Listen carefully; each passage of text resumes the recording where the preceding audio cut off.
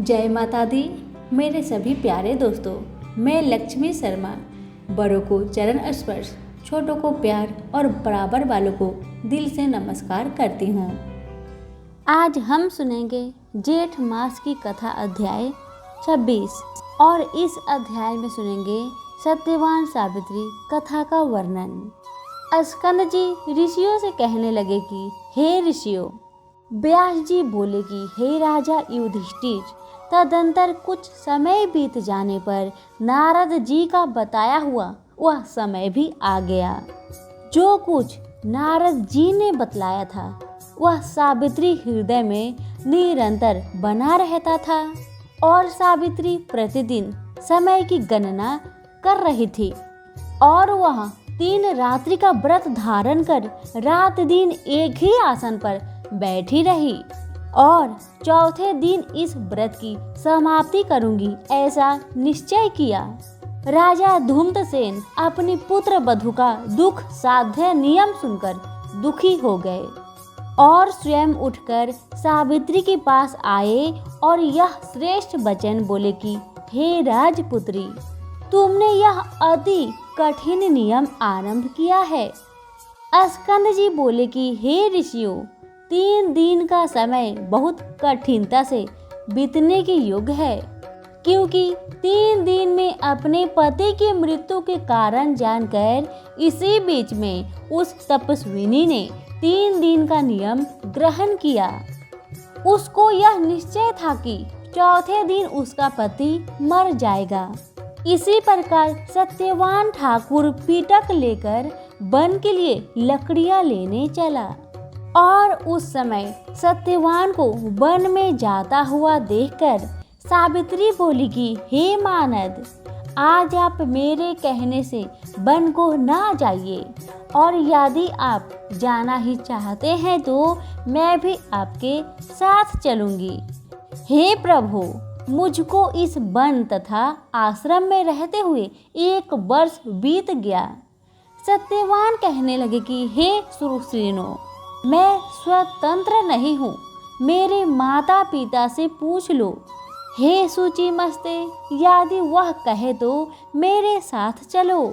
पति के ऐसा कहने पर वह कमल नेत्री अपने सास ससुर के पास गई और उनके चरणों में प्रणाम करके कहने लगी कि मैं वन को देखने के निमित्त जाना चाहती हूँ।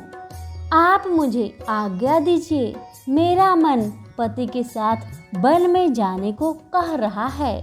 सावित्री के ऐसे वचन सुनकर राजा धूम्रसेन बोले कि हे भद्रे, हे सुब्रते, तुमने व्रत किया है, अब उसके पारण का समय है। उसका पारण करो और पारण के पश्चात तुम वन में जा सकती हो। सावित्री बोली कि हे तात, मैंने रात्रि को चंद्र उदय होने के पश्चात भोजन का नियम किया है और हे तात, आज मैं पति के साथ वन देखना चाहती हूँ।